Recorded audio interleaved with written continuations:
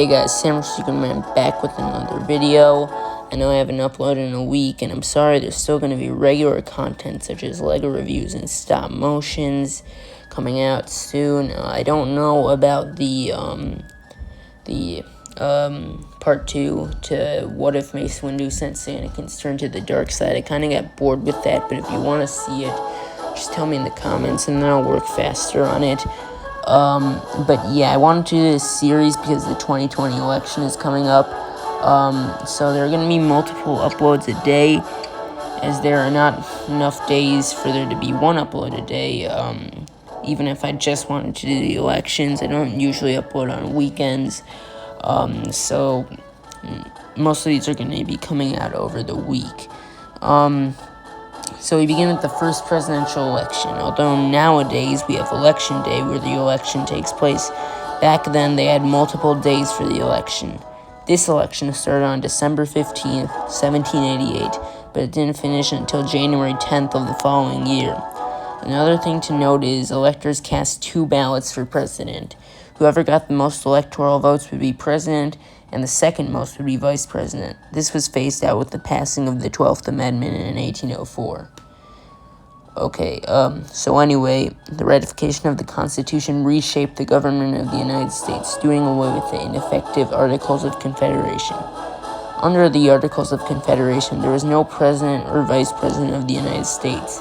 The closest thing the country had to the office of president was president of the Confederation Congress, which 8 men held the title of, starting with John Hanson and ending with Cyrus Griffin.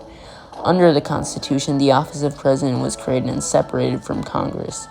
The Constitution also created the Electoral College, which would choose the president. At the time of the election, there were only 69 electors as opposed to now where there are 538. 35 electoral votes were needed to win the election, further establishing the founders' opposition to pure majoritarian rule. For example, if the candidate who got the most electoral votes only had 34, he could not win the election. This has only happened once in American history, in 1824, where the election was taken to the House of Representatives. Back then, no solid political parties existed. George Washington was opposed to the formation of political parties, and they would not exist in the country until the 1790s. George Washington was basically the sole candidate for president and faced no contest, as it was widely accepted he would win, even before the election, due to his popularity. As such, there was virtually no campaign, furthered by the fact that Washington was reluctant to be president. The real contest was the vice presidency. Even though all the men about to be listed were officially running for the presidency. Although no political parties existed, there were 2 factions that emerged. The Cosmopolitan faction, which offered broad support for the ratification of the Constitution, and the Localist faction, which offered more reluctant support or even opposition to the Constitution. Washington was not officially a member of either faction, although his views aligned more with the Cosmopolitans. The Cosmopolitan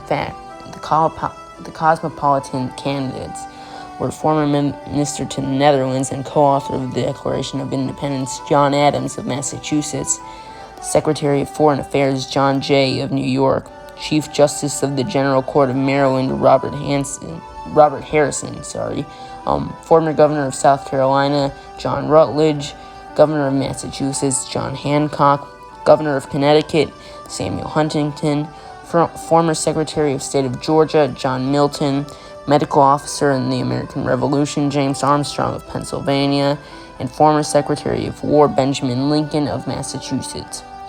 There were 2 localist candidates, Governor of New York George Clinton and former Governor of Georgia Edward Telfair.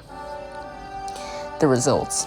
George Washington won the election, winning votes from all 69 electors, being the only man in United States history to do so.